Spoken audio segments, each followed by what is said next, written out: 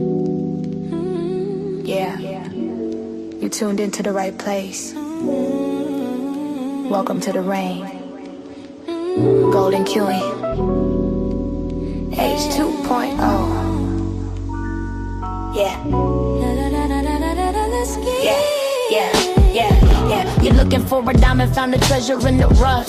Tired of all the noise, cause you finally had enough. I'm here to build a movement on a mission for the nation. Dropping gems of knowledge, killing all the hesitation. We fighting for the truth, yeah, we fighting for what's right. Building unity and shining up a brand new light. It's a variety channel, but the vision's crystal clear. Pushing us all forward, conquering the doubt and fear. Welcome to the Queendom, it's 2.0 on your screen, where the content's real and smart and funny in between. This is more than just a stream, it's a platform for the change. Time to elevate the game and realize. If you're ready for a vibe that you can feel and trust, joining in the movement is a definite must. This ain't just another channel talking smack behind the screen. It's a spotlight for the creators, building up a better scene. Spreading radical love, that's the message in the code. Helping everybody carry up a heavy load. From social justice issues to the laughter that we need. Planting seeds of progress, watch them grow from just a seed. This is authentic, this is raw, this is everything you saw. Welcome to the battle that is truly being fought. Ooh, so come with your respect and see the real effect. Cause I protect my own right here on the throne. Don't make me envy. Unleash the dragon.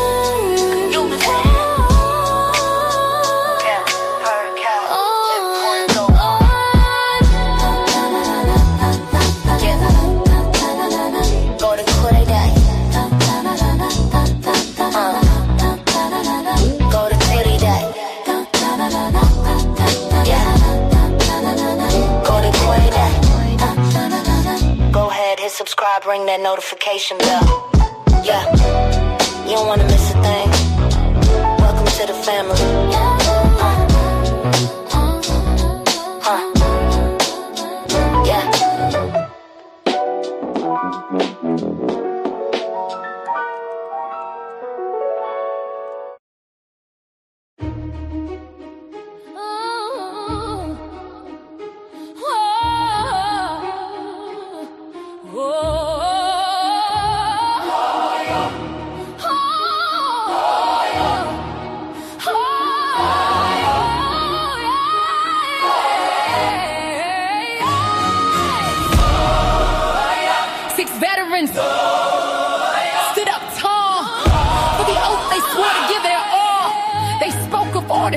Lawful and true, a clear message meant for me and you. But the air grew cold and the line was crossed. A furious price at any cost. A simple warning, clear and bright, met with a fury late one night. The headline screams, chilling sound.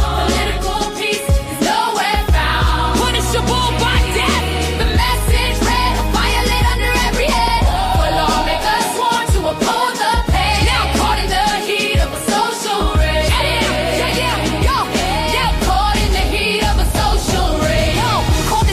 On a digital stage, turning the Constitution's page. He reposted words dark and profane, inviting the crowd to call for the change. Bubbles that said, hang them, history is grim call. Put a target on the Capitol wall. In the heat of celebrate. They best is for greatness, and truth turns to lies. We see the danger reflected in their eyes. It's a terrifying shift, a line we can't let simply drift.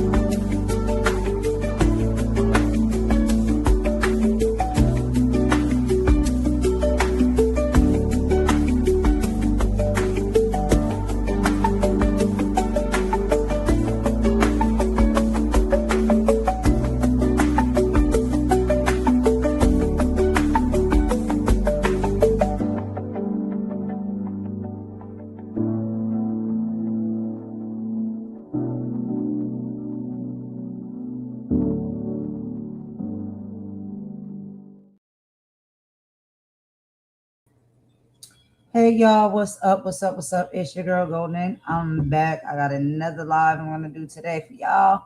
Of course, we got some more political updates that we gotta get into, y'all.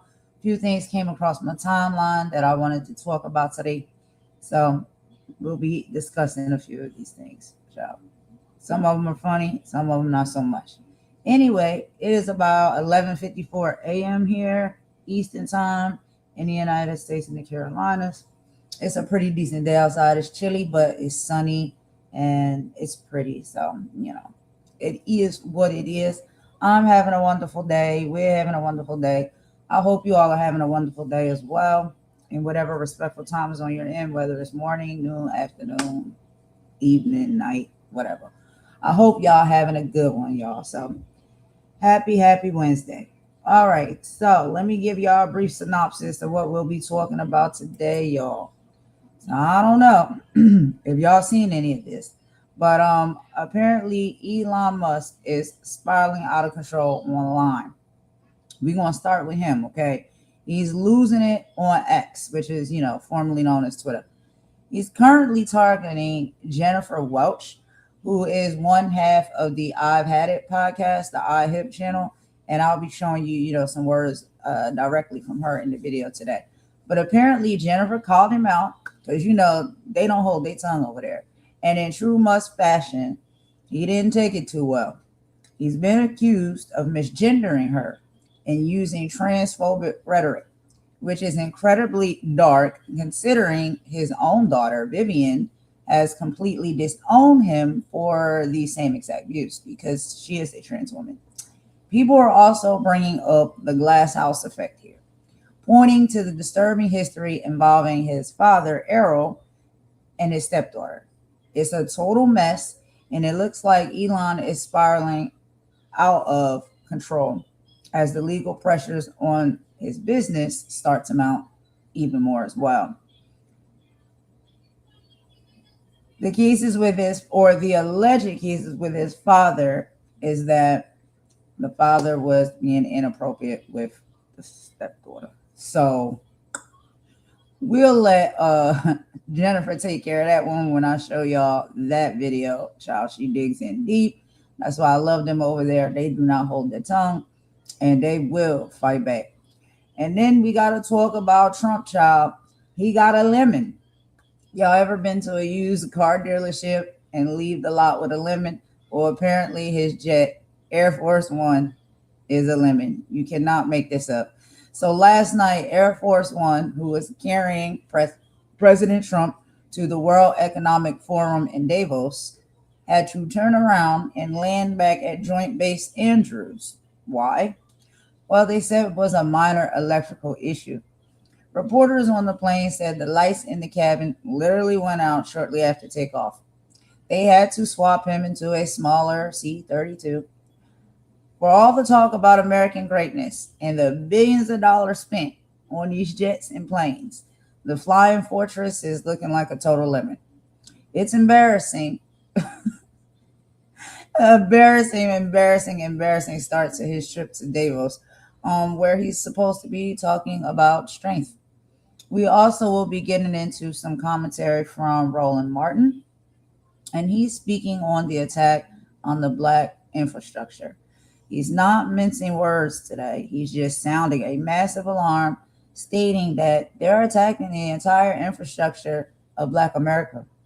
He's talking about the systemic dismantling of programs, legal protections, and economic supports that have sustained Black communities for decades. He's calling on everyone to wake up because this isn't just about one policy, it's about a total teardown of progress. And in final, we will be getting into the DOJ versus Minnesota and the subpoenas. They have had a major escalation in Minnesota. The DOJ has finally issued subpoenas to Governor Tim Walz, Minneapolis Mayor Jacob Frey, and Attorney General Keith Ellison. This is a direct retaliation for their resistance to the recent ICE surges. Remember, Operation Metro Surge. They did see federal agents in technical gear carrying out violent arrests in Twin Cities. Walz and Frey stood their ground against those tactics. And now the Trump DOJ is accusing them of a conspiracy to impede federal officers. This is a massive crackdown on state leaders who refuse to fall in line with the administration's immigration agenda. So we'll be getting into all of that on this live here today, y'all. The first video, I'll go ahead and show y'all. We're going to hear a little bit from Jennifer directly herself. One of the things that really bother me the most is, just the nasty work when it comes to, the misgendering and stuff. We know we have a lot of issues in this country and in this world when it comes to like LGBTQIA plus, trans issues and things like that. And so I think all of that is really nasty work. I don't think it's right to misgender anybody in any direction. So if it is a transgender person, I don't like when they get, called, or misgendered out from what they desire to be called and what they identify as. And I think it's nasty work when, this is a woman we're talking about, like a natural born woman, and Elon's in his feelings and decides to take to Twitter and misgender her by calling her a trans woman. And she's not a trans woman, which there's nothing wrong with being a trans woman, but she's not. And so we'll get into that. Jennifer is going to talk about it a little bit more herself, of course, beside her co-host over on the IHIP network and YouTube channel. So yeah, they have a really great conversation about this, and child, they hold nothing back. I love them over there because they say all the things that I say, child. I do not care. And when you come for someone, then they'll come back for you sometimes 10 times harder. So let's go ahead and get into this video real quick, y'all, and I will show you exactly what happened, what went down, and exactly how Jennifer responds. So let's go ahead and listen to some of this. Hold on. Trans obsessed, pedophile protector, and immigrant, and corporate welfare queen, Elon Musk continues his obsession with a podcaster, and that podcaster is yours truly. This man's life is so pathetic. He has resources that are unimaginable, yet he spends all of his time chronically online, and he's like a two-trick pony. All right. He has, he's worried about trans people, which is less than 1% of the population, and immigrants. And I just want to remind you, he's an immigrant and he has a trans daughter with whom he refuses to have any form of a relationship with. That's how big of a piece of shit this man is. So yesterday, he's still going on about me. Pop this up, Kylie. So somebody online calls me a trans woman in this image, and Don Lemon, they called Don Lemon Joy Reid.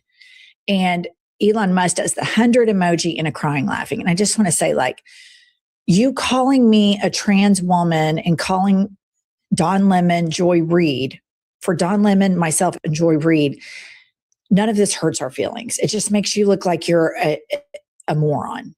And like you're a walking, talking advertisement as to why nobody should ever have this much money. Like, this is what you're doing in your spare time. I think, Kylie, was there another one?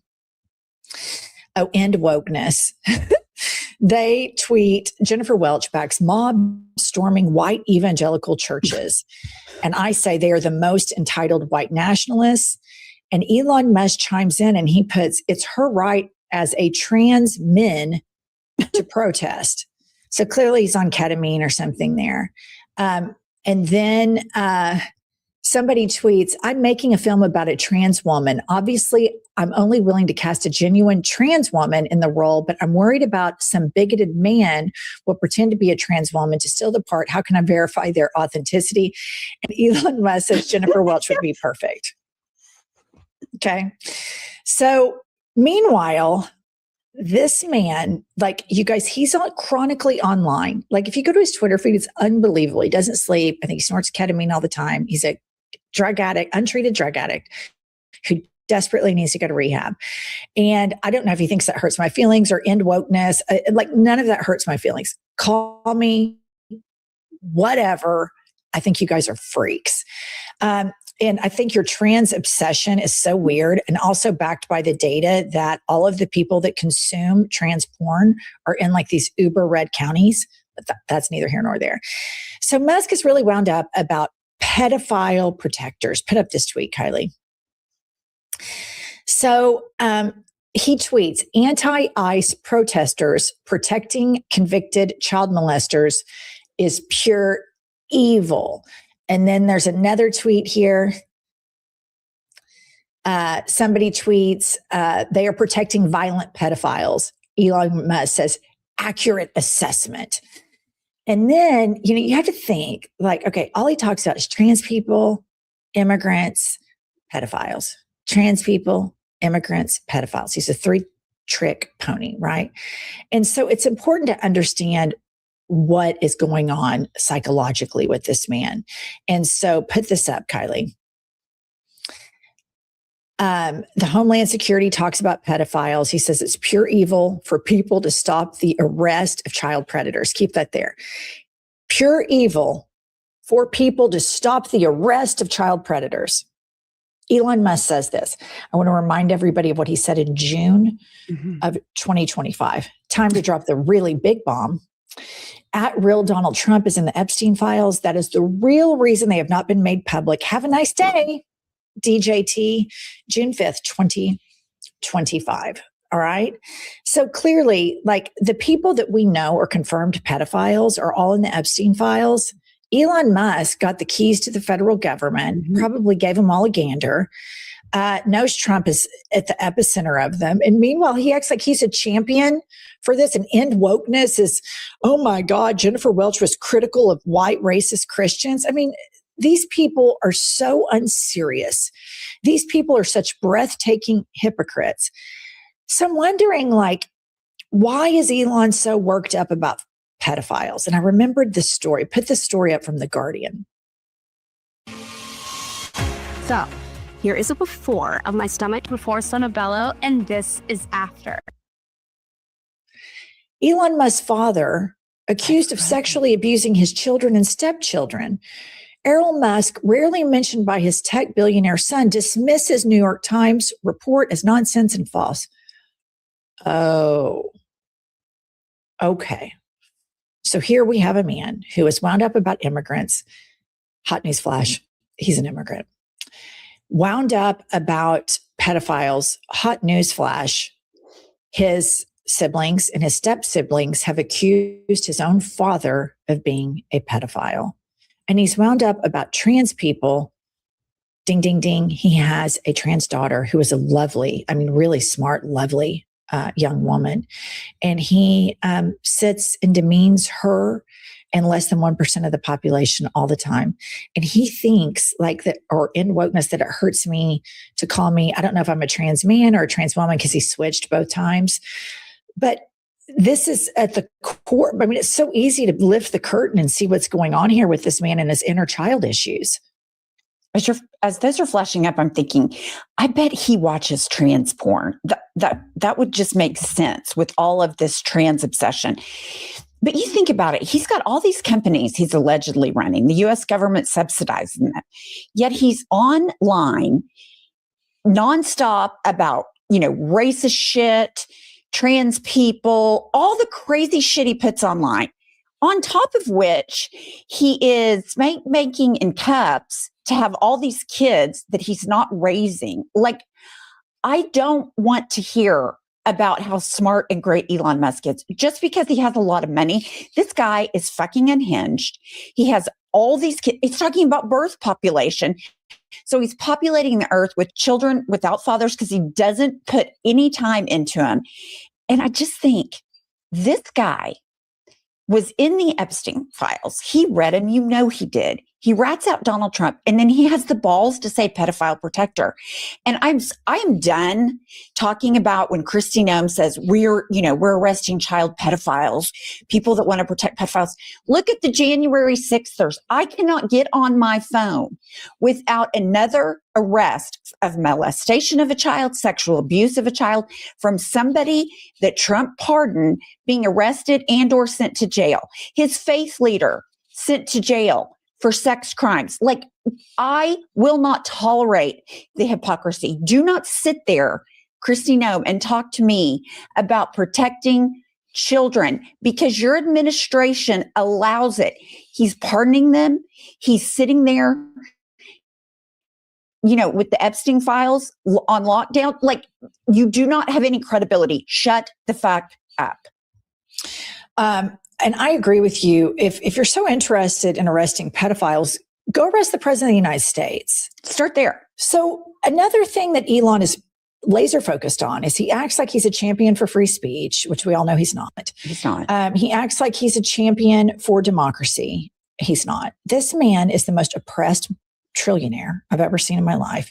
He acts like the whole world is against him, which all he would have to do is sit down, shut the fuck up, and go enjoy his money. But he can't because he has this itching anxiety.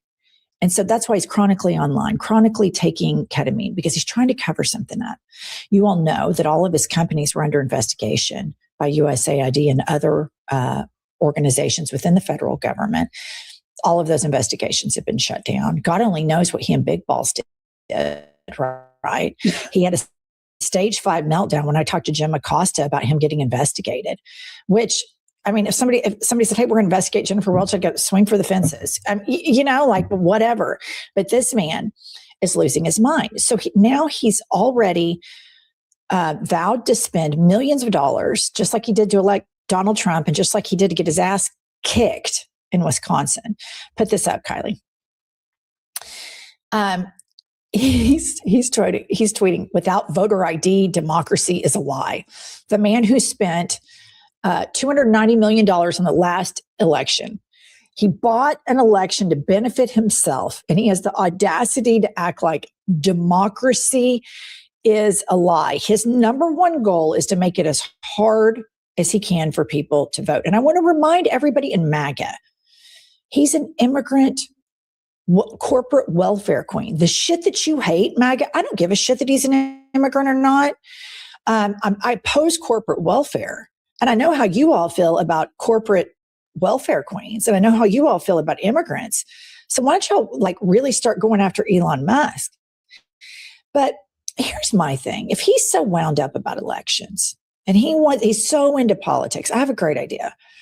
I say, he's an immigrant. He was born in South Africa.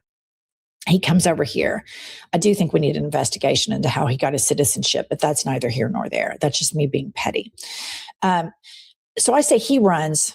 Let's do away with the part of the rules to run for president. You have to be born in the United States of America. Let's do away with that hypothetically. Let's run Musk against Ugandan-born Zoran Mamdani. Let's run him. Let's run and see what happens to Elon Musk, and we'll rig it as much as we can for you.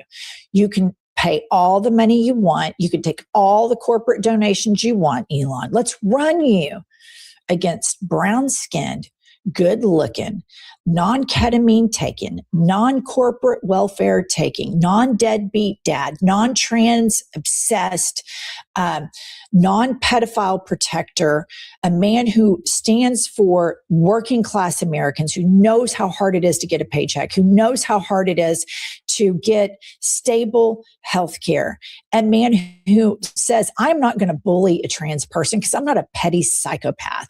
I'm going to say, you know what? This is a safe place for you. It's a free country. You can be whatever the hell you want to be. Let's run these two ideas. And Zoran will take zero corporate money. You get your ass kicked so bad, you can't run for anything. You're just compulsively and chronically on Twitter because you're a freak of the highest order. And your obsession with making it difficult for people to vote. If you read into anything, the healthiest democracies in the world, a lot of democracies, people have the day off of work to go vote.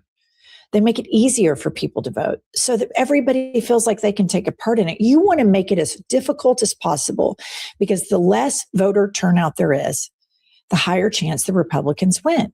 The Republicans who lied about trickle-down economics, the Republicans who are all about Christian family values and end wokeness, we're all about Christian family values, and we're all about this big wound up patriotism. When you won't even stand up to Donald Trump, you did it for 1 second, Elon.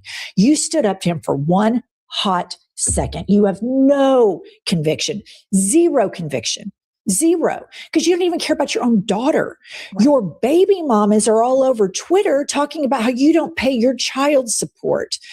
And if you're so into politics and you're so into being American, let's tee it up. Run, big boy. Put your name on the ballot. Throw your name in the hat, big boy. Saddle up. You got billions of dollars. You got your own social media platform. We're letting you start basically on the 40-yard line. Let's tee it up, big boy. Throw your hat in the ring. I would love that so much, because he would get his ass kicked. But at the end of the day, I look at Elon Musk. He is pitiful and pathetic. He is so profoundly insecure, and he only can feel good about himself when he hurts other people. And it is a sad state of affairs that he puts all this money in and everybody still hates him. Like, there maybe 5 It's like the new Ted Cruz. Yeah. I mean, it's like he gives all this money to all these campaigns. Donald Trump doesn't even like him. They couldn't wait to get rid of him. And I think he knows it. It is so pathetic, because he cannot, nobody can like him, because he's that unlikable. He's hated because he's hateful. And I don't know that 27 kids and $5 trillion could ever fix him. Certainly the ketamine's doing him no good. He's just a fucking nut. And he's never going to be whole. I put him and Donald Trump in the same category. It doesn't matter what happens. They can never be whole, because they hate themselves so much. And Elon Musk, the hate that he feels for himself causes everybody else to hate him, regardless of how much money he spends. All right, y'all. So like I said, ciao. Jennifer be going in, but I'm like the same way, you know what I'm saying? Like, gloves off. If somebody comes for you, hey, look, if you can't shoot the dozens, don't get into the ring. You know what I'm saying? But totally disrespectful, you know, like, to sit there and call this woman a trans woman. Like I said, there's nothing wrong with being a trans woman, but she's clearly not a trans woman. Like, he's nasty work. Everybody knows that he's nasty work. And so I think she got him good.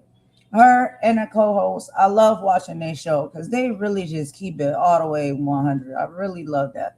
So their commentary is really great. If y'all have not checked out their channel, you've not watched any of their videos and stuff, please, I urge you to do so.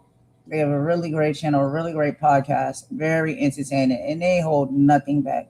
These women ain't playing no games. So yes, that was Jennifer on IHIP speaking for herself, and that back and forth that she has going on right now with Elon Musk. And it's all because, these people get butthurt when they're exposed and you tell the truth and they don't like how they look. But hey, it is what it is. Anyway, y'all, moving on, we're going to watch this really quick video. Child, I couldn't believe it when I seen it. Trump new jet that's, billions of dollars invested into this jet, child, is turning out to be a lemon. It couldn't get him to where he needed to go. They had to turn around and land, and he had to get on a lesser of jet to get to where he needed to go. But his $1 billion jet is failing on him. No one got hurt, so that is the most important thing. I would never want that to happen to anybody, not even him, honestly, because, you just don't wish that type of stuff on people, no matter if you, don't really care for them or whatnot. But I don't wish that type of stuff on anyone. So I'm glad it didn't end in like a tragic, crash or anything like that. But they were able to turn it around in time. But it's just the irony of it all. It's like you put all of that money into this aircraft, and child, it can't even get you where you need to go. This is crazy. Like, you need to get your money back. But, well, not his money, the taxpayers' money. But anyway, You know, that's what they do. They take our money, they buy these things, they invest in these high-tech things, and then kaplup, they don't work. But anyway, y'all, let me go ahead and put this up on the screen and show y'all the report of what happened. But yeah, the jet turns out to be a lemon. You cannot make this stuff up. You really can't. But you know what? Sometimes it's just your karma. This is only about a 6-minute reporting. Let's go ahead and get into it. Right, we want to get back to that breaking news. Here's a live look. This is Air Force One. It has just touched down back in D.C., where it took off just about an hour ago.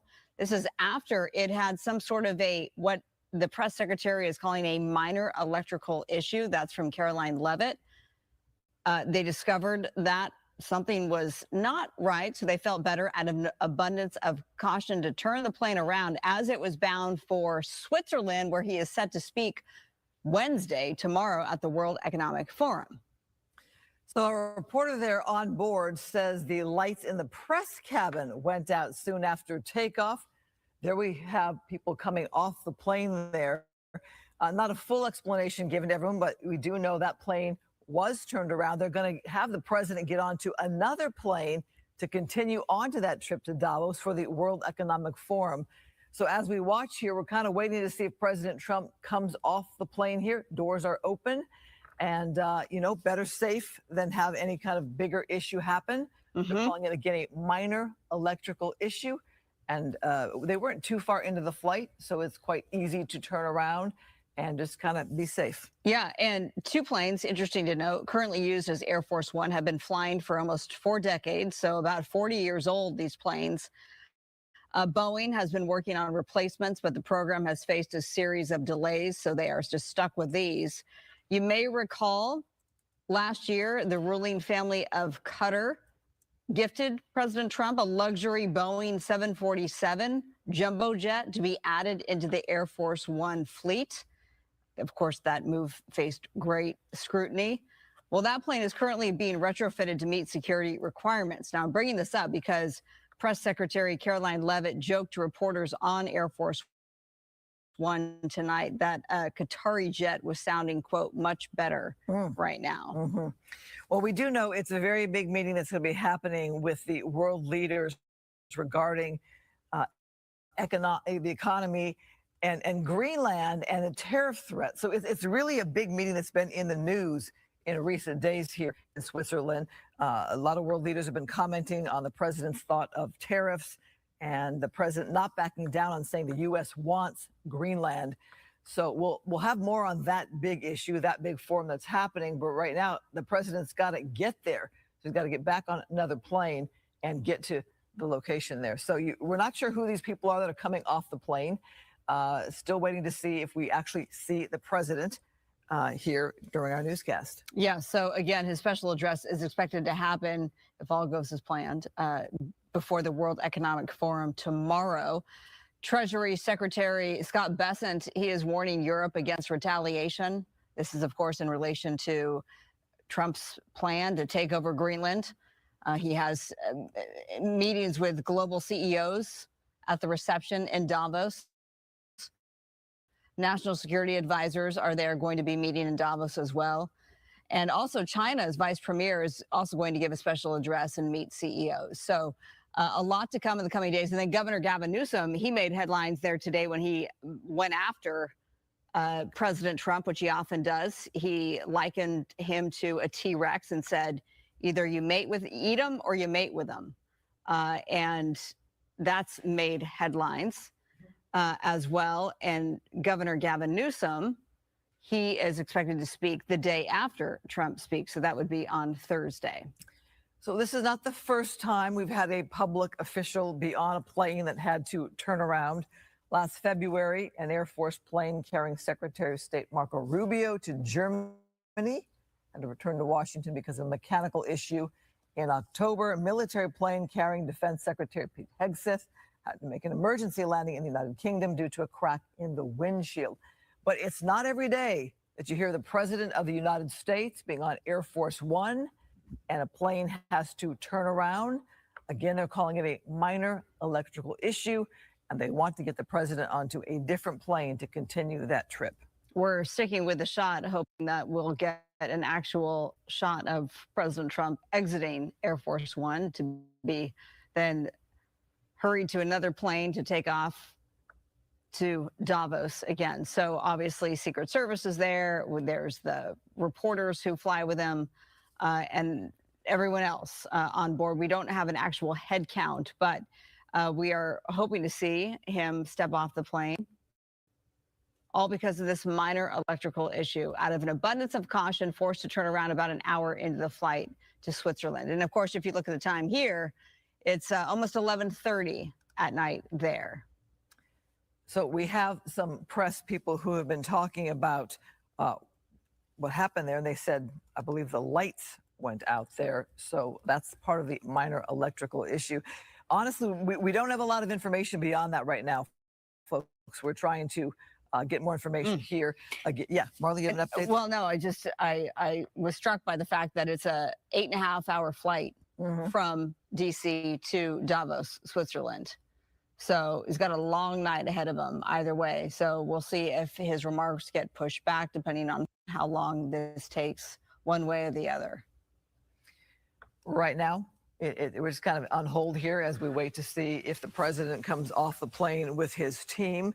Again, this is Andrews Air Force Base right here, the door open. You haven't seen many people come off that plane. What you really have seen is a flurry of people come on, come off. I'm wondering, Marla, if there's any attempt to fix this minor electrical issue and continue on with this plane here, or with this backup plane, if they're calling it backup plane. Is it at the ready? How long does it take for that plane to be ready to go? All right, so the camera's shaking there a little bit, so why don't we step off this shot here, continue on with our newscast, and bring you back more information as we get it. More news when we come back. You must. All right, y'all. So that was the official report of what happened. We have an update that has just come in from none other than Ben Masilis over at the Midas Touch Network. And apparently Trump was giving a disastrous Davos speech and has problems struggling to walk after, I guess he was so shaken up by, the plane giving out on him. But Ben, in typical Ben fashion, is going to cover that for us. Let's listen to that real quick, y'all. It's not very long. It's just a quick video, but I want to hear the speech. So let's listen together. Let's get into it. Hold on. Let me put it up there for y'all. Here we go. Donald Trump just wrapped up a disastrous speech in Davos, Switzerland. As he arrived in Davos, he really couldn't even walk straight. And then he started his speech where he confused taking over Greenland with taking over Iceland. And he confused Greenland and Iceland multiple times. Let's play this clip. Decades. But the problem with NATO is that we'll be there for them 100%. But I'm not sure that they'd be there for us. If we gave them the call, gentlemen, we are being attacked. We're under attack by such and such a nation. I know them all very well. I'm not sure that they'd be there. I know we'd be there for them. I don't know that they'd be there for us. So with all of the money we expend, with all of the blood, sweat, and tears, I don't know that they'd be there for us. They're not there for us on Iceland, that I can tell you. I mean, our stock market took the first dip yesterday because of Iceland. So Iceland's already cost us a lot of money. But that dip is peanuts compared to what it's gone up. And we have an unbelievable future in that. And then he continued to refer to Greenland as just a block of ice. And he's like, all we're asking for is a block of ice. Just give us the block of ice, okay? Here, play this clip. So we want a piece of ice for world protection, and they won't give it. We've never asked for anything else, and we could have kept that piece of land, and we didn't. So they have a choice. You can say yes, and we will be very appreciative, or you can say no, and we will remember. Then Donald Trump threatened Canada and said Canada should be grateful to the United States because they wouldn't exist without us. Remember that, Prime Minister Carney, the next time you give a speech, because Prime Minister Carney's speech stood up forcefully against Donald Trump's threat. So now Donald Trump threatening Canada. Here, play this clip. To just by its very nature, going to be defending Canada. Canada gets a lot of freebies from us, by the way. They should be grateful also, but they're not. I watched your Prime Minister yesterday. He wasn't so grateful. But they should be grateful to us. Canada lives because of the United States. Remember that, Mark, the next time you make your statements. What we did. Then Donald Trump starts talking about the Somalian population in America. And he says that they turned out to be higher IQ than we thought because they were so good at fraud. Let's play this clip. $19 billion in fraud that was stolen by Somalian bandits. Can you believe that they turned out to be higher IQ than we thought? I always say these are low IQ people. How did they go into Minnesota and steal all that money? And we have, they're pirates. They're good pirates, right? But we shoot them out of the water just like we shoot the drug boats out. They're not pirating too many boats lately. Do you notice? And by the way, throughout this speech, Donald Trump just sounded absolutely horrible. Just play this clip. Just listen to the way he sounds here. Here, play this clip. All caused by this horrible president. I'm asking Congress to cap credit card interest rates at 10% for 1 year. Then Donald Trump said that NATO refers to him as daddy, but now they don't call him daddy anymore since he says he wants to take over Greenland, and that confuses him. Here, play this clip. But in doing it, I'm helping Europe, I'm helping NATO, and I've until the last few days when I told them about Iceland, they loved me. They called me daddy, right? Last time. Very smart man said, he's our daddy. He's running it. I was like running it. I went from running it to being a terrible human being. Then he whines about the 2020 election, and in front of the World Economic Forum, he continues to say that the 2020 election was rigged. Let's play it. It's a war that should have never started, and it wouldn't have started if the 2020 U.S. presidential election weren't rigged. It was a rigged election. Everybody now knows that. They found out. People will soon be prosecuted for what they did.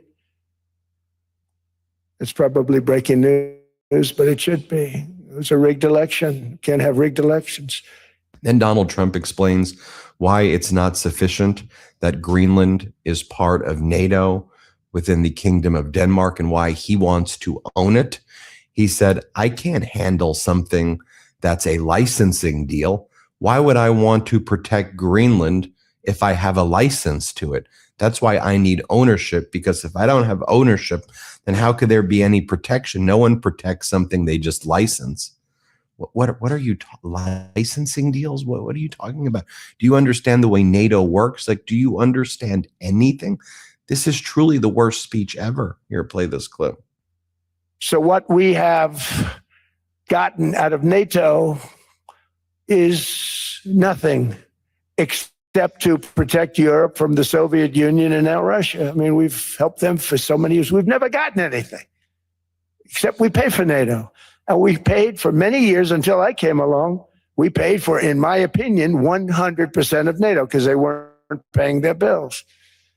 And all we're asking for is to get Greenland, including right title and ownership, because you need the ownership to defend it. You can't defend it on a lease. Number one, legally, it's not defensible that way, totally. And number two, psychologically, who the hell wants to defend a license agreement?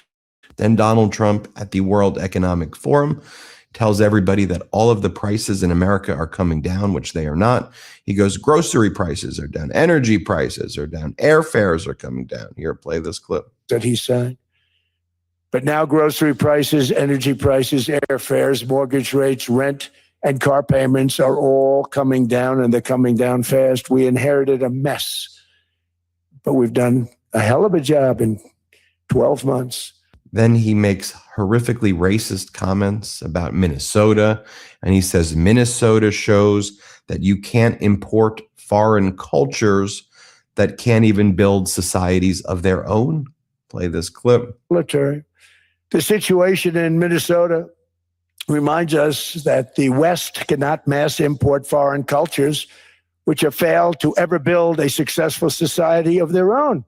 I mean, we're taking people from Somalia, and Somalia is a failed, it's not a nation. New year, new you, right? We're all talking about eating better, taking care of ourselves, upgrading what we put into our bodies. But if we're doing that for ourselves and the people we love, why would we keep feeding our dogs the same old mystery kibble? That's why I love Sundays for Dogs. Sundays was founded by a veterinarian and mom, Dr. Tori EAS30. Then he talks about how he spoke to a lady from Switzerland. He's not sure what her position was in Switzerland, but he didn't like her. She rubbed him the wrong way because when he said, you have to give me everything and I'm going to tariff you more if I don't get everything, she said, no, no, no, no, no, no, no, no, Donald, please no. And that rubbed me the wrong way, he said. Here, play this clip. They make us because of us, because we never charged them anything. So they come in, they sell their watches, no tariffs, no nothing. They walk away, they make $41 billion on just us. So I said, no, we can't do that. So I'm going to bring it up. I still would have a deficit pretty substantial, but I brought it up to 30%. And I guess Prime Minister, I don't think President, I think Prime Minister called a woman, and she was very repetitive. She said, no, no, no, you cannot do that, 30%. You cannot do that. We are a small, small country. I said, yeah, but you have a big, big deficit. You may be small, but you have a bigger deficit than big countries. He said, no, no, no, please, you cannot do it. Kept saying the same thing over and over. You're a small country. I said, but you're a big country in terms of, and she just rubbed me the wrong way, I'll be honest with you.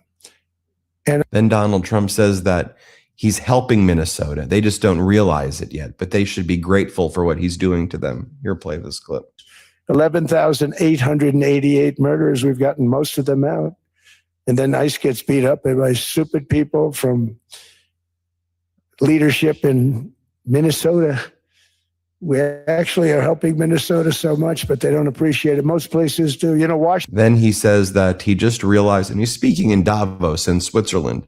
He says that Switzerland is only a great country because of him and the United States of America. Play this clip. I mean, like you wouldn't believe. And I know so many people from Switzerland. Incredible place, incredible, brilliant place. But I then realized that they're only good because of us. And there's so many other examples. I mean, us and probably other places, but a majority of the money they make is because of us. Because Donald Trump then says we're bringing back battleships, that those don't exist anymore. We're bringing them back. The beautiful ones like they had in the world wars. Here, play this clip. Budget of $1.5 trillion. We're bringing back battleships. Battleship is 100 times more powerful than the great battleships you saw in World War II, those great, big, gorgeous ships, the Missouri, the Iowa, the Alabama. Because I thought maybe we could take them out of mothballs. They said, no, sir, these ships are 100, think of that, 100 times more powerful than those big, magnificent pieces of art. Then Donald Trump says that these missiles, these Patriot missiles, would cost $50 million, but they would take many years. And he said, my chauffeur can do a better job making these missiles. Okay, here, play this clip. I mean, they were making $50 million, but it would take them 3 years to give you a Patriot missile. I said, that's not good. My chauffeur can do a better job than that. And he makes slightly less than 50. They make big salaries. If they're going to make those big salaries, they're going to have to produce a lot faster. The good news is he then mocks the audience and says they'd all be speaking German and Japanese if it wasn't for the United States in World War II. Let's play this clip. In our hemisphere. So we did it for ourselves also. And then after the war, which we won it big. Without us, right now, you'd all be speaking German and little Japanese, perhaps. After the war, we gave Greenland back to Denmark. How stupid were we to do that? but we did it. Then Donald Trump says, but I'm probably not going to invade Greenland. He goes, the only way we'd get it, I guess, is if we use excessive strength and force. But I'm probably not going to do that. Here, play this clip. Here. Yes, he's here. Hello, Mark. We never asked for anything, and we never got anything. We probably won't get anything unless I decide to use excessive strength and force, where we would be, frankly, unstoppable. But I won't do that. Okay? Now everyone's saying, oh, good. That's probably the biggest statement I made, because people thought I would use force. I don't have to use force. I don't want to use force. I won't use force. All the United States is asking for is a place called Greenland, where we already had it as a trustee, but respectfully returned it back to Denmark not long ago after we defeated the Germans, the Japanese, the Italians, and others in World War II. We gave it back to them. Then Donald Trump says that he told Benjamin Netanyahu to stop taking credit for the Golden Dome. And he said, that's our Golden Dome. Let's play this clip. What we did for Israel was amazing, but that's nothing compared to what we have planned for the United States, Canada, and the rest of the world. We are going to build a dome like no other. We did it. We did it for Israel. And by the way, I told Bibi, stop taking credit for the dome. That's our technology. That's our stuff. But they had a lot of courage, and they were good fighters, and they did a good job. And then he talks about, California Governor Gavin Newsom's there. And then Donald Trump goes on this rant and says, I like Gavin Newsom. I like Gavin Newsom. Here, play this clip. We can do that all over. We're going to help the people in California. We want to have no crime. I know Gavin was here. I used to get along so great with Gavin when I was president. Gavin's a good guy. And we're going to, if he needed it, I would do it in a heartbeat. I'd love to see. We did help them a lot in Los Angeles, a lot with the early in my term when they had some problems. But we would love to do it. I will say this, if I were a Democrat governor or whatever, I would call up Trump. I'd say, come on in, make us look good, because we're cutting crime down to nothing. And we're taking people out, career criminals who are only going to do bad things, and we're bringing them back to their countries. But where we've done it has been amazing. And we have a capacity to do it at much greater levels. Then after he walks out, someone asks him about what information would he need to confirm that there actually is no genocide against white people in South Africa taking place. And he goes, I don't need anything. I know it's taking place. Let me share this with you.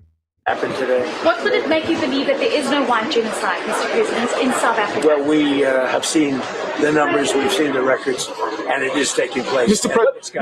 President, that's what happened in Davos moments ago. We'll keep you posted every step of the way here on the Midas Touch Network. Thanks for watching. Want to stay plugged in? Become a subscriber to our Substack at MidasPlus.com. You'll get daily recaps from Ron Filipkowski, ad-free episodes of our podcast, and more exclusive content only available. All right, y'all. So y'all heard it. But I don't know if y'all have watched that whole speech, but I watched it, and child, it's embarrassing. It's very embarrassing. That was a lot of the great highlights that been put in there of things that was said, and it was disgusting. It was embarrassing. I don't know what to say anymore when it comes to like watching and hearing the way this man talk, the way he moved, how he's running this country, how he's messing things up, our relationships with other countries, NATO. It's embarrassing to watch. It's embarrassing to be like an American. It's embarrassing to live in the United States, right? And I feel that way more and more every day with how he move and he operate. It's just, I don't want him to be representation for me, And I think a lot of other people feel that way as well in this country, watching all of this play out. It's embarrassing. Like, you don't represent us. We don't stand for that. That's not how we move and we operate and how we feel and what we believe. Like, it's got to come to an end at some point. But anyway, I don't want to ramble on too much. So I'm going to take a quick song break. And after that song break, we're going to get into the next video, which is going to be Roland Martin who is doing a very pretty great speech. He's going to be speaking on the attacking of the entire infrastructure of Black America. And honestly, I know sometimes people get tired of all the race stuff, but you know, it's the elephant in the room. We have to talk about it. We have to address it. We have to educate ourselves about it. It's still happening. It's still going on, and it's important. It's important. And so we'll get into that in just a moment. Let's take this quick song break, and I'll be right back.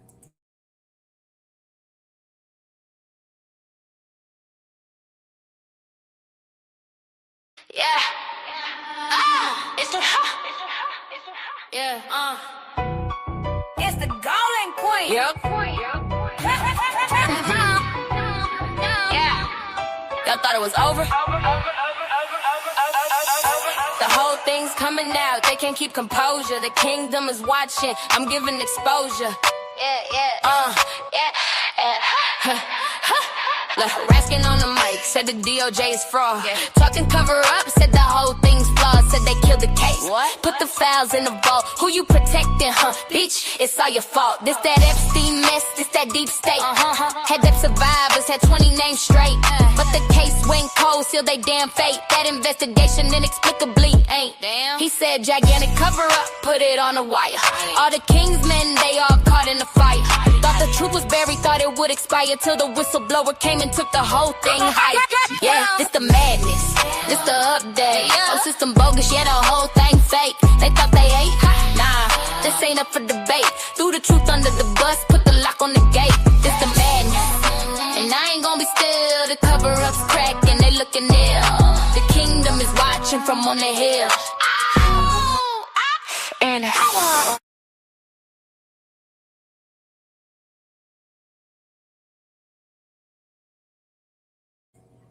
All right, so let's go ahead and get into the next video, y'all. Again, like I said, this is from Roland Martin. He is making a speech, very powerful one as well.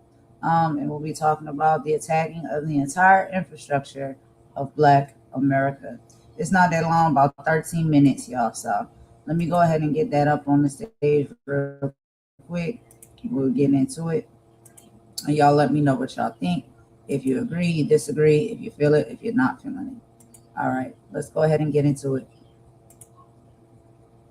You got elected officials who are scared to stand up to abuses of power, to corrupt leaders because they are afraid of money being canceled. You got somebody named Tina Peters who was sentenced and sent to prison for voter fraud, and they've been trying to get her out. And now you got a Democratic governor who possibly is going to pardon her because he can't stand the heat. You cannot fight fascism when you have weak folks in political office who have no guts and courage.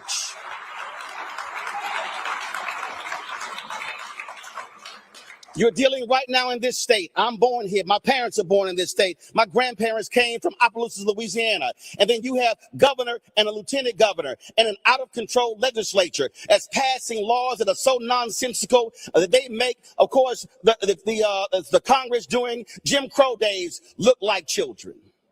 They're attacking public universities and preventing professors from teaching what is right and what is proper. All these things are happening, and I'm stunned when I'm watching folks who are silent, who are saying nothing, even when they are graduates of the institution. I had a professor from Texas A&M on the show the other day, and many of my fellow Aggies are happy and excited about our football team, and I make it perfectly clear. I don't want to hear Greg Abbott or Dan Patrick or any other Republican talk about DEI because they don't mind DEI Saturdays.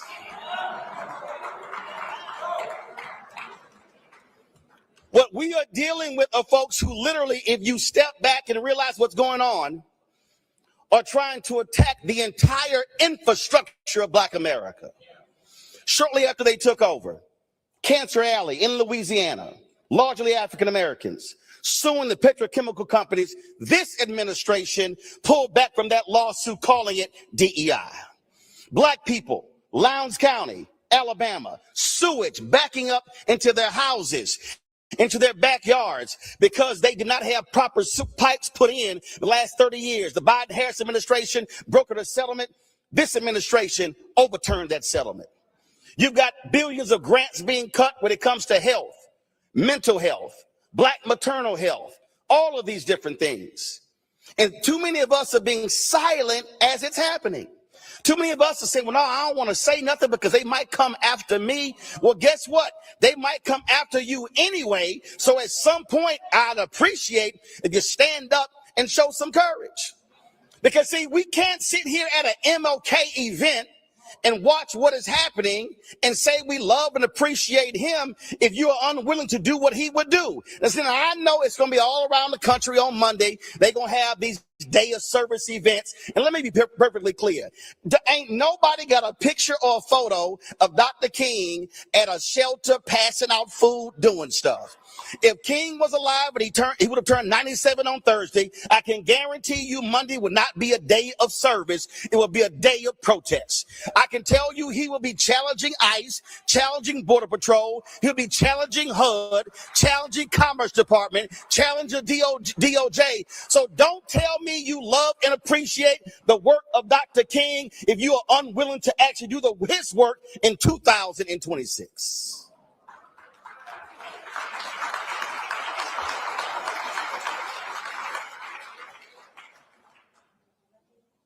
If you're going to have a slogan with awake in it, that requires you to actually be awake. But see, I don't want you just to be awake. I need you to have a plan of action after you've woken up. Because what we have to recognize is this nation will not go back to what it used to be. And I have been talking about this since 2009. I was at CNN in 2009, and John Avlon, who's down in Congress, were going on the air, and we were off air, and I said, John, you know, we are living in the beginning stages of white minority resistance. And he said, Roland, what are you talking about? He said, white Americans, the majority of this country. I said, no, John, it's about to happen. And that's the basis of my book, White Fear, How the Browning of America is Making White Folks Lose Their Minds. And see, you have to understand why I was framing that way. That was a study that was done. A poll that was done was around the inauguration, 2009. And the question was asked, are you optimistic about the future of America for your children? Black folks, more than the majority said yes. Latinos, more than the majority said yes. Asian Americans, more than the majority said yes. White Americans, less than the majority. And I saw that, and I began to look deeper. And see, part of the issue is too many of us, we ain't deeper than mustard on a hot dog. We see that and keep moving. You fast forward 7 years, 2007 to September 2016, another survey was done. The question was asked, are you optimistic about the future of America economically for the next 10 years? Black people, lowest wealth, highest optimism. Latinos, second lowest wealth, second highest optimism. White Americans, highest wealth, lowest optimism. Now you read that saying, hold up, how can on average white Americans have more than any other than African American Latinos, but you're the lowest optimism? Because they were seeing what was happening before our very eyes. That we were moving to a nation where you would have more people of color making a majority of this country than white Americans. See, there's no coincidence if you look at Twitter and Elon Musk is constantly tweeting about fertility rates. See, some of y'all are like, well, why does he keep focusing on fertility rates? Well, because around 2010, there were 10 states where the average white death rate was higher than the average white birth rate. Now you understand why they are attacking undocumented workers the way they are. This is about maintaining whiteness. Y'all, it's sitting before our very eyes. Okay, some of y'all, no, we ain't gonna clap on that. Some of y'all, I don't know about that. Okay, no, that's fine. That's fine. Because you about to get also a history lesson. Stop using Stripe or Square. Use this instead. Tired of losing profits? Why are they complaining about immigration in Europe? Ireland, Germany, Italy, England, all European countries. Why all of a sudden do you see a rise in far right in Europe? Because it's the exact same thing happening here. Well, look at the birth rates. The reason Germany's economy has been stable for the last 20 years is because of immigration. Okay, anybody here, if you understand money, you cannot maintain a nation's gross domestic product, your GDP, in the next 20 years if you don't have people. Fewer people, lower GDP. More people, higher GDP. Okay, ask China. More than 30 years. Mayor, you were trade ambassador. Remember when China had their one-child rule? Now, this shows you some smart folks in China. They were not this smart. They had a one-drop rule. They had a one-child rule. You're going to have one kid. They said, we got too many people. They didn't do the actuary charts. Because 30 years later, they said, oh, damn, we do not have enough people. They changed the law. They said, hold up, we need y'all to have at least two. Because you could not replace the folks who were passing away. There was a point 15, 20 years ago, America was freaking out. Oh my God, China's going to surpass us as the world's largest economy, and Americans were going crazy. Today, America, $30 trillion GDP, China, $19 trillion GDP. So what I'm saying to you is, what you're seeing right now is a massive white backlash because folk want to maintain power and control. You see the attacks on affirmative action in colleges. You see the attacks on contracts. Donald Trump has literally said to a federal judge, his administration, they want to get rid of the federal DBE program, $700 billion in contracts that go to individuals in this country. $37 billion of that money actually is of the DBE portion, and they say, okay, that's too much going to those folks. Now, first of all, black folks only getting $10 billion of the money, and which is 2% of the whole total. But the point there is, folk are fearful of what's happening. And so the anti-DEI attacks are going on. Because in the wake of the murder of George Floyd, they saw this transition happening before our very eyes. The BLM protest, you may not realize, was the first time in American history a black-centered movement had ever garnered a majority of American support for it. And there were forces in America that said, no, we can't have that. And so 2021, we got attacked BLM. 2022 is critical race theory. And let me tell you how crazy that was. I have worked at 13 different black-owned media companies. You do not get blacker than me. I had never in my life heard of CRT. So I know none of y'all heard of CRT unless you went to law school. But Christopher Rufo, Manhattan Institute, said if we can group everything racial under one umbrella, then we can attack it.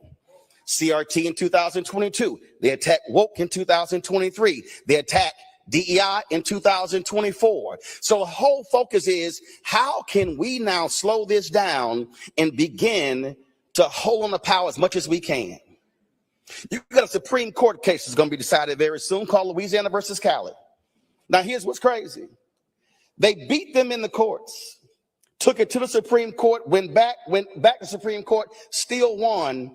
Then Louisiana said, well, let's come up with another way. So let's actually sue the black districts, saying that this discriminates against these two whites who are living in the district. Now, they never established how they were hurt and harmed by having a second black district when Louisiana is 1/3 black. Now, here's what's crazy. Based upon the questions, they are likely going to vote in their favor. You are going to see 1/3 of the Congressional Black Caucus disappear. You're going to see state reps, state senators, county commissioners, city council members, school board members all across the South wiped out because of this one Supreme Court decision. If you literally look at what's happening right now with the Supreme Court today, you can compare it to the Supreme Court in the late 1800s. If you look at the actions in Congress, you can compare it then to what is happening now. And so if you now completely undermine the entire civil rights and economic rights infrastructure, then you then are defunding Black America. And that is what is happening before our very eyes. And so in 2026, this cannot be the usual MLK program. This can't be the usual MLK weekend. This can't be the usual time, because what we are facing right now are evil forces who are attacking every single system that exists. And let me also be perfectly clear, when they're attacking what's happening with black folks. When you hear them talk about affirmative action, I often have to remind them that there's no group in America who's benefited more than affirmative action than white women. And let me be real clear. I've read Project 2025, and I've said to many of my white sisters, you know they won't want you to stay at home, birth babies, not work, and get in the kitchen. I said, so trust me, when they're coming after us, they're coming after you too. We have to understand that this is not a drill. This is how I'd learn AI in 2026 if I wanted a fresh start at 50. Watch this. So this is how I Thank you kindly, Mr. Chairman. Thank you to all of our witnesses for joining us. In a just world, the Judiciary Committee today would be investigating why a masked ICE agent shot 3 times in cold blood and killed an... All right, y'all. So as y'all can see, that was a pretty powerful speech, and basically Roland Martin was saying a lot of prevalent things that I honestly agree with, all of them. It's serious. A lot of things seem to be taken in reverse. It seems like we're going back, or they're trying to take us back, but we refuse to do so. And we have to have these conversations, even though they may be hard conversations and people are tired of hearing them, but we need to talk about it. Anyway, we're going to get into the next video, y'all, so we can get this wrapped up under 2 hours. So we'll be getting into the DOJ and them subpoenaing Tim Walz, Jacob Frey, and some other Minnesota officials. So I do have that report to show y'all here as well. We're going to take a quick song break, and then we'll get into that video, and then we'll be wrapping this up shortly after that. So we will be right back.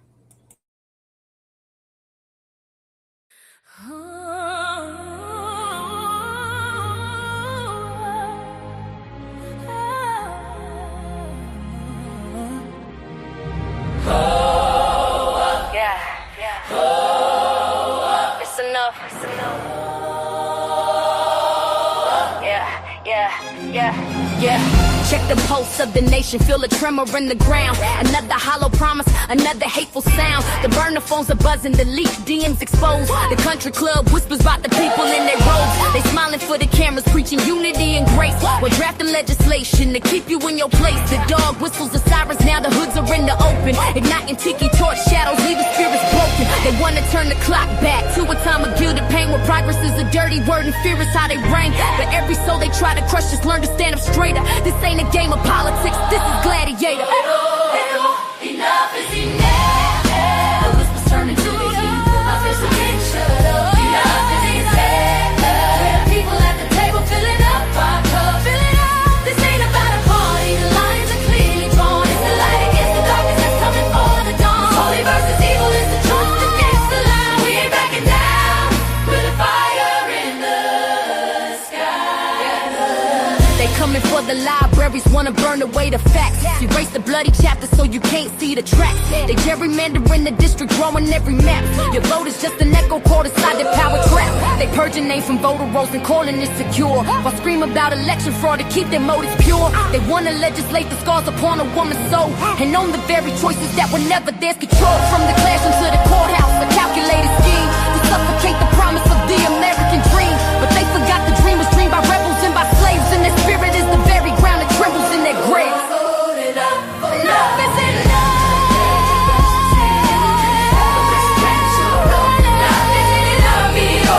People at the table filling up our cup. This ain't about a party. The lines are clearly drawn. It's the light against the darkness that's coming for the dawn. Holy versus evil is the truth against the lie. We ain't backing down. Higher in the sky. They call this politics. They call it policy. They call it survival. We call it tyranny. They stand on podiums with a Bible in their hand, but don't know the first thing about the soul of this land. This is for the teacher hiding books up on the shelf, for the doctor taking notes to more than just himself. This is for the dreamer facing down an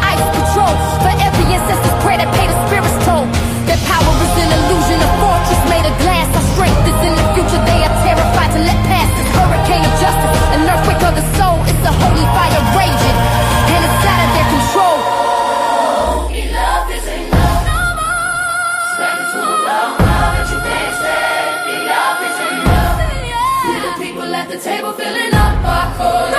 Enough is enough.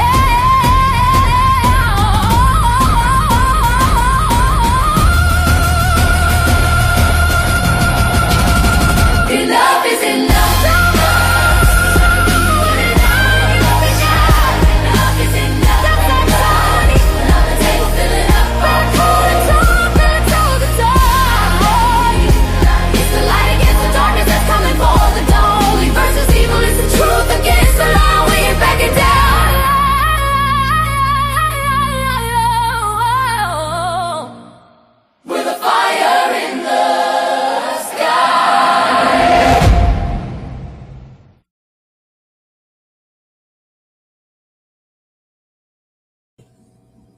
All right, y'all. So let's go ahead and get into this next video here about the DOJ and how they are trying to subpoena Tim Walz, Jacob Frey, and some other Minnesota officials as retaliation because they refuse to stand down and they are speaking up heavily about the, extreme amounts of violence and abuse to the people there at the hands of ICE officers.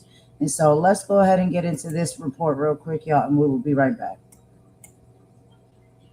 Also want to share this. We are also following some breaking news. This is from the Associated Press, stating that the Justice Department has subpoenaed Minnesota Governor Tim Walz and 5 other Minnesota officials in immigration enforcement obstruction investigation. I wanted to share this live look with you of Minneapolis and share a little bit more on this breaking news as we continue to follow it.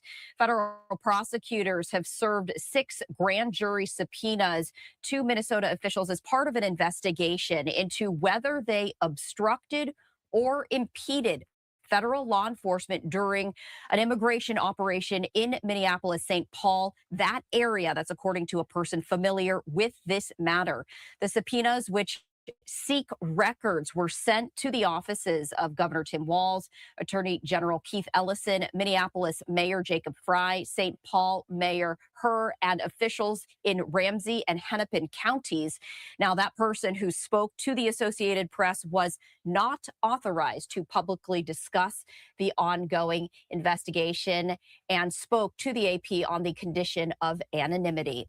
The subpoenas are related to an investigation into whether Minnesota officials obstructed federal immigration enforcement through public statements they made. That's according to 2 people familiar with that matter. They said then it was focused on the potential violation of a conspiracy statute. Walz and Frey, both Democrats, have called the probe a bullying tactic meant to quell political opposition. And this is the reaction from Mayor Jacob Frey, saying, in Minneapolis, we won't be afraid. We know the difference between right and wrong. And as mayor, I'll continue to do the job I was elected to do, keeping our community safe and standing up for our values. We're also getting reaction from Minnesota Governor Tim Walz. This is the lengthy statement that he shared, saying, Mr. President, Minnesota invites you to see our values in action. Come see how communities from all walks of life are working together and how the spirit of this state refuses to be defined by division or fear. I invite you to join me and others in our community to help restore calm and order and reaffirm that true public safety comes from shared purpose, trust, and respect. But let me be absolutely clear. The state of Minnesota will not be drawn into political theater. This Justice Department investigation, sparked by calls for accountability in the face of violence, chaos, and the killing of Renee Good, does not seek justice. It is a partisan distraction. Minnesotans are more concerned with safety and peace rather than the baseless legal tactics aimed at intimidating public servants standing shoulder to shoulder with their community. Why are women everywhere choosing Abby X, the new tummy tuck alternative? I got the My God, let's talk about Lord Morris Brown. A week ago, y'all, we reported right here on the show that Morris Brown fired its president, Dr. Kevin James. Okay, that's what they told us. Fired Dr. Kevin James.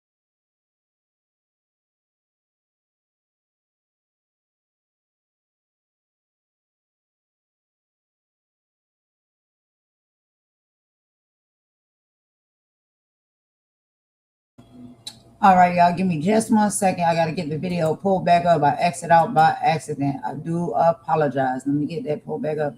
So we have to report some more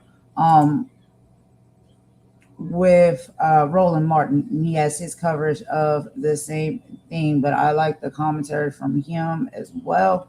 So I have both of those videos I was going to play, the one from the news and then the one from Roland Martin, but I exit out by accident. So let me get that one pulled back up, and then we'll get right into it. Give me just a second.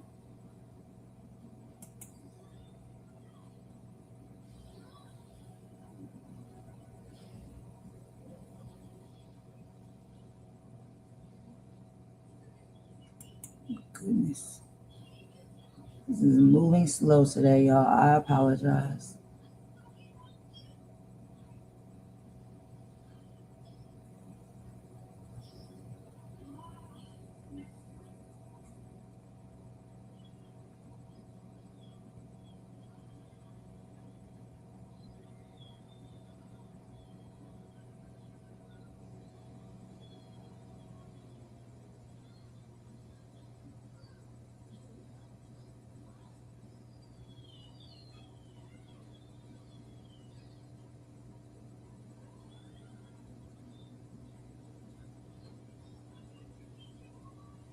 All right, hold on. Let me go ahead and play a song real quick while I get this video pulled back up. Just a second.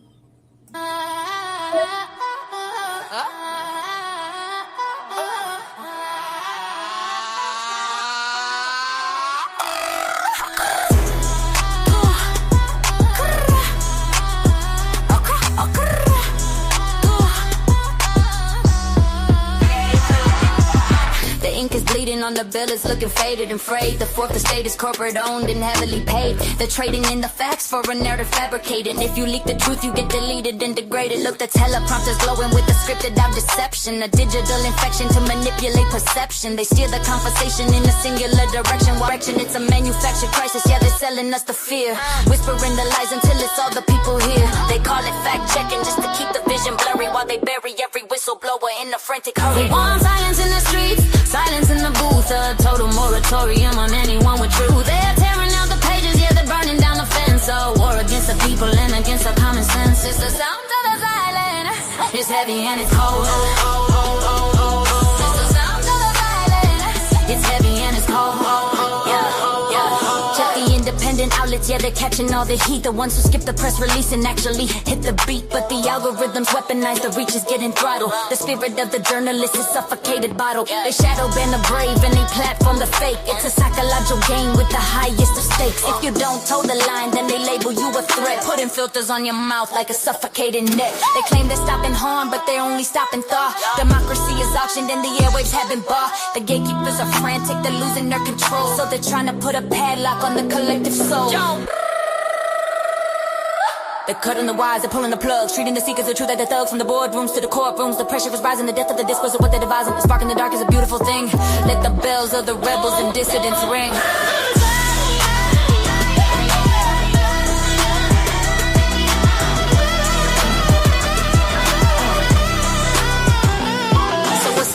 Of peace if the cost is your tongue. The songs of the ancestors are waiting to be sung. They want us quiet, compliant, and staring at the floor while they're locking up the exits and they're bolting every door. But the truth is a frequency they can't fully jam. I'm a man with a mind, I'm not a ghost in their program. No more silence. The loudest thing in the world is the truth they try to hide. Keep the mic on, keep the eyes open.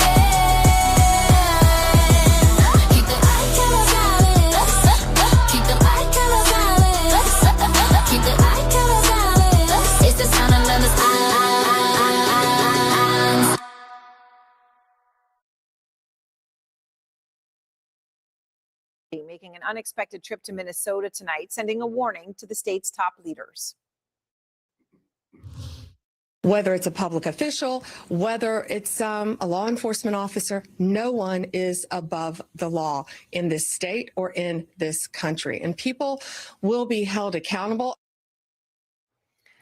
Her warning coming on the same day that we learned the Justice Department has sent subpoenas to at least 5 more top officials across Minnesota. So that now includes the governor, Tim Walz, the attorney general, Keith Ellison, the Minneapolis mayor, Jacob Frey, and the St. Paul mayor, Khalid Harrer, who I will speak to in just a moment. All part of the DOJ probe into whether the officials obstructed ICE efforts in the state. Governor Walz wasting no time firing back to the DOJ, saying, quote, Minnesota will not be intimidated into silence, and neither will I. Now, the St. Paul mayor is out front. And Mayor, I appreciate your time. So I guess just to start with this subpoena, you know, I don't know if you thought maybe you wouldn't be on that list, but here you are. You're now on it. What are you being asked for by the DOJ? Have they said anything about the possible charges that you might be facing? Well, Erin, there's more that's going to be coming out about the subpoena, but for right now, we know that Trump promised retribution, and consistent with that, we were served a subpoena today, but we remain committed to our residents and to our communities and neighbors and protecting them. So Attorney General Pam Bondi was in your state today, unexpected, incredibly rare, and she showed up today. Do you know why she did that today? Was there anything that you're hearing? What's your interpretation of this? You know, I haven't heard specifically as to the reason why she's here, but it's pretty clear that this administration is sending people in to intimidate us, and we will not be intimidated, as the governor said. So one of the looming DOJ cases, such that we understand it specifically, seems to be about the protesters who rushed into that church. That was in your city, in St. Paul, on Sunday. They interrupted a service.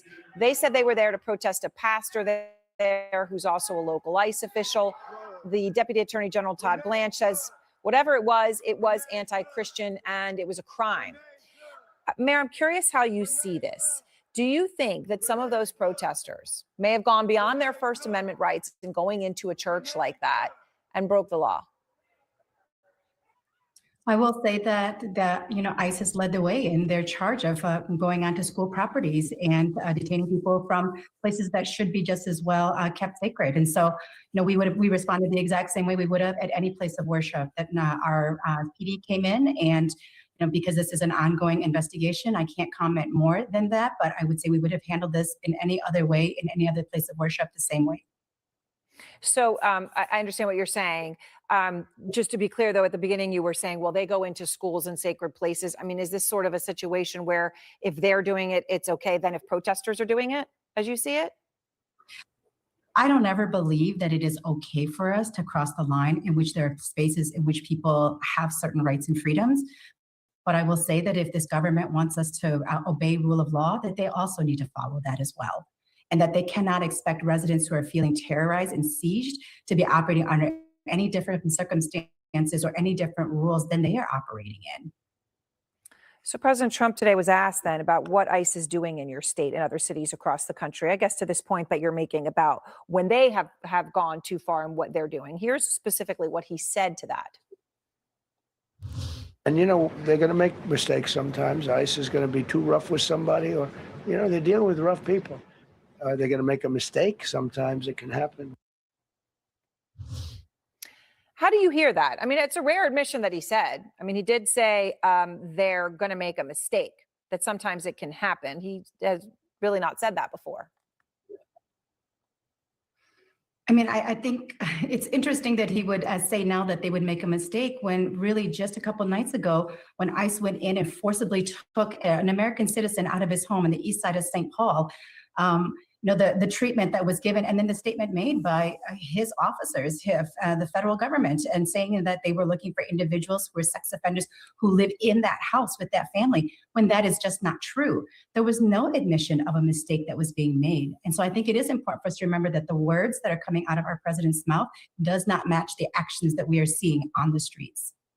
I want to ask you one question about that. DHS does tell CNN it was executing a search warrant at that home you're referring to, that they were looking for 2 men they say were convicted of sex crimes. Obviously, as you point out, his family denies anybody like that lives in the house. And then Tom Homan said today the homeowner was not cooperating with officers, so that they detained him until they could confirm his identity. That's what they've told us at this point. I'm curious, Mayor, though, and I've been asked this question to try to understand the individuals that they're talking about, the ones convicted of sex crimes. Do you know anything that would contradict that, those other individuals? And if so, do you have any understanding as to why those individuals, not long ago, have been deported? I can't assume what it is that ICE is doing or who they're looking for. I mean, I have to believe that they are carrying out the orders that they are supposed to. What I can tell you is that I have spoken firsthand with this family. No one in that home lives there with that kind of background and with that kind of criminal record. And that this family has been in this home for the last 2 years. And so what they are saying about who they were looking for just isn't true. And when they were offered identification of the individual that they were detaining, they did not even entertain that. And so I think that the facts of what the family is experiencing and what they're reporting out are two very different things. And I will say that based on all of the cases that I have seen unfold here, I am more likely to believe my residents than what is being reported out of this federal government. The Department of Justice has issued subpoenas in Minnesota, including to the office of Democratic Governor Tim Walz and the office of Democratic Mayor of Minneapolis, Jacob Frey. It's part of the federal government's investigation into whether state and local officials have obstructed immigration enforcement efforts. Walz and Frey have been highly critical of the actions of federal immigration officers. And this afternoon, President Trump doubled down on his claim that many immigrants are committing a lot of crime in Minnesota. I can show you some of the people, vicious, many of them murderers. These are all out of Minnesota, just Minnesota. Why wouldn't you want them removed? The reason is because these are insurrectionists that are doing this work. And, they're going to make mistakes sometimes. ICE is going to be too rough with somebody or, they're dealing with rough people. Well, today, Greg Bovino, a top Border Patrol official in Minneapolis, defended the actions of immigration officers, called out Walz and Frey directly. Leaders like Tim Walz or Mayor Frey have relied on heated rhetoric and accusations that distract from the facts. What we do is legal, ethical, and moral. Everything we do every day is legal, ethical, moral, well-grounded in law. I want to discuss the developments with Mary Moriarty, the Hennepin County attorney. That county was subpoenaed by the Department of Justice. Ms. Moriarty, you hear first of all, what Greg Bovino has just said. Is it ethical, legal, and moral, what you have been seeing on the streets of Minneapolis and throughout Minnesota? Absolutely not. In fact, our law enforcement partners, local law enforcement, had a press conference today. And one of the police chiefs was talking about one of his own police officers who was off duty. She's an officer of color. She's a citizen. She was stopped by ICE. She was actually boxed in. They were demanding to see her paperwork. She was trying to film them, and they yanked the phone out of her hand. So I don't know what's ethical, lawful about that.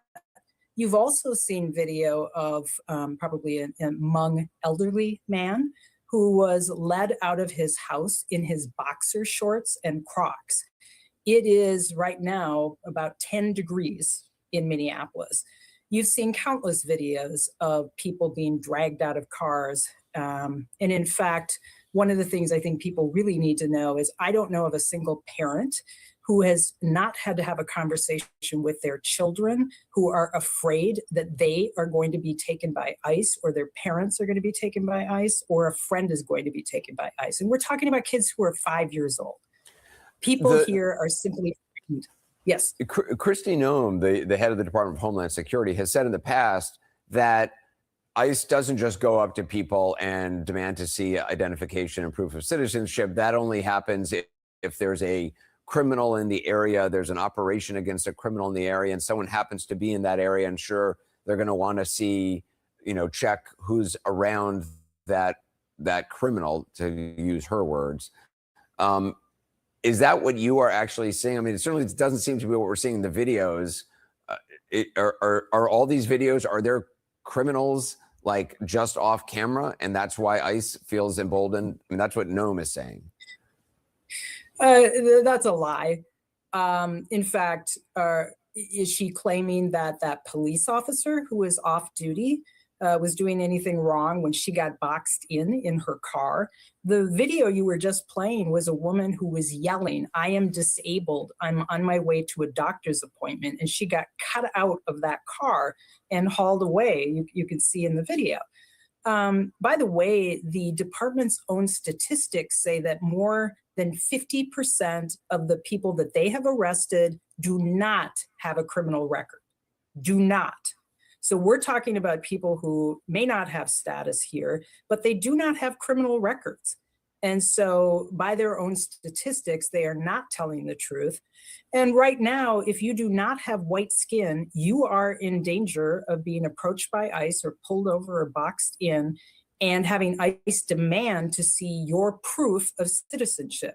It doesn't matter whether you're a citizen or not. Obviously, it doesn't matter if you're a police officer or a doctor or a nurse. We have businesses closing down because workers are afraid to go to work. Choose from thousands of realistic voices to use in your content.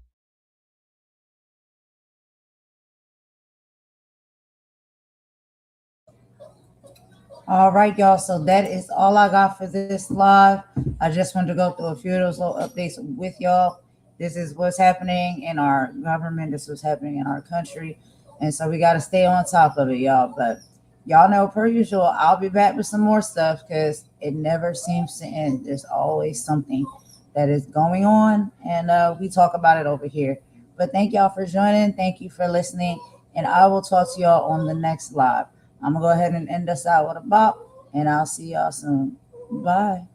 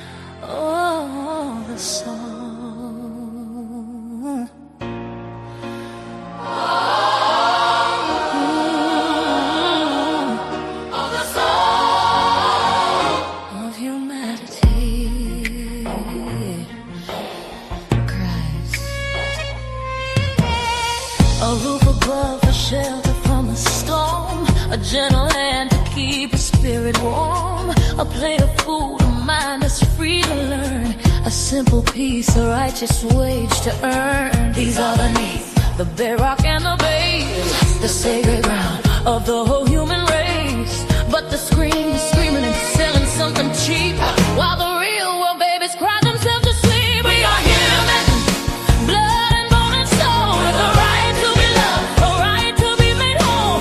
This is our story, this is our sacred song. In the eyes of the Creator is where we all belong. We are human, with more than they can prize, beyond the hate groups and the loaded dice. We're human, worth more than they can prize, beyond the hateful whispers and the loaded dice.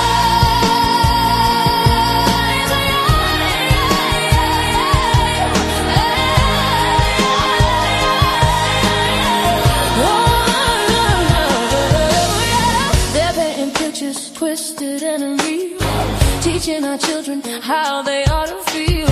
Their values in the label on your shoes, or the filtered life you desperately choose. They magnify the hate, they celebrate the greed, and plant a poison, a suffocating weed. We gotta reach our children, pull them from the glow, and show them a beauty that the media don't know. Yo, check the vision, the mission of the television, spitting division, a mental prison. Got the youth chasing likes, addicted to the feed, ignoring the hunger, the fundamental need. They building paper idols on a digital stage, putting our future daughters in a virtual cage. Now we gotta break the cycle, gotta cut the cord.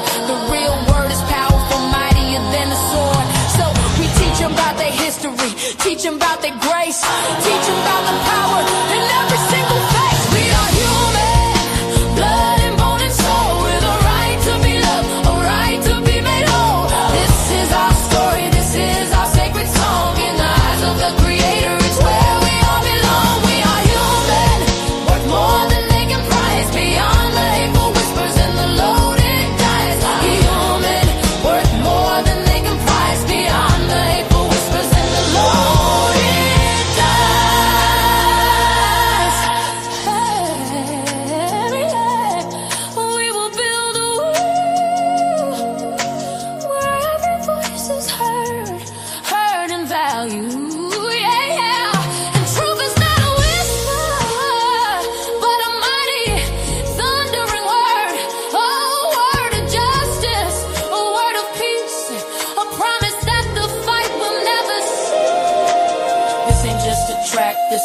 call to action. For every mother, father, every single fraction of the community holding it down on the ground. Time to get loud, make a revolutionary sound. Look your child in the eye, tell them that they matter.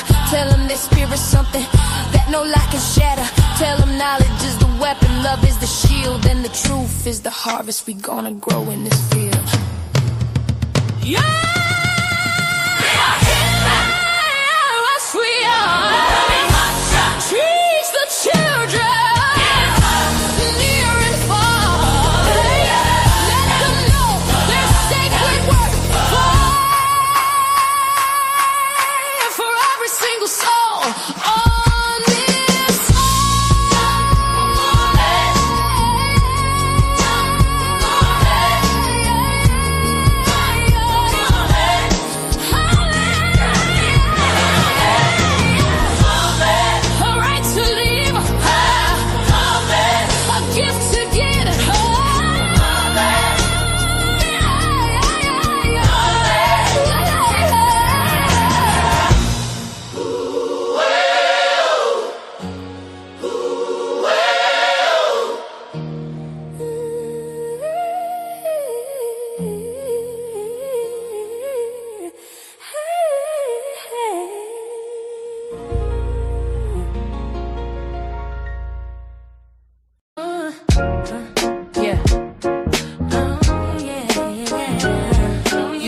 to the right place. Welcome to the rain.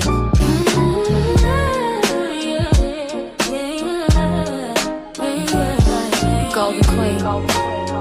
H2.0. Let's get it. You're looking for a diamond, found a treasure in the rough.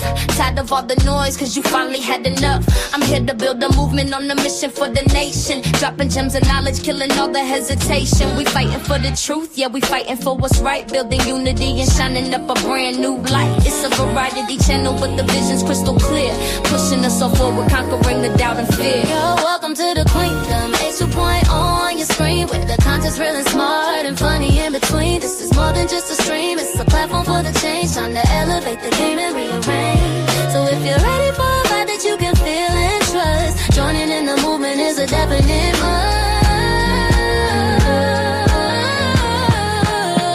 This ain't just another channel talking smack behind the screen. It's a spotlight for the creators, building up of the scene, spreading radical love, that's the message in the code. Helping everybody carry up a heavy load, from social justice issues to the laughter that we need. Planting seeds of progress, watch them grow from just a seed. This is authentic, this is raw, this is everything you saw.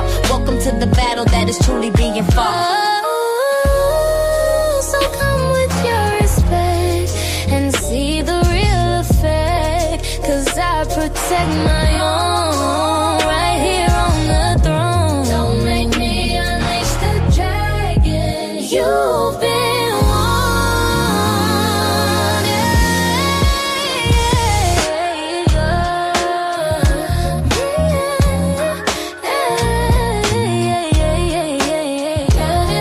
Yeah. Don't make me unleash the dragon. You've been warned. Yeah. Don't make me unleash the dragon. You've been warned. Yeah. Yeah. Golden Queen H2.0. The movement starts now. Go ahead. Hit subscribe, ring that notification bell. You don't want to miss a thing. Welcome to the family.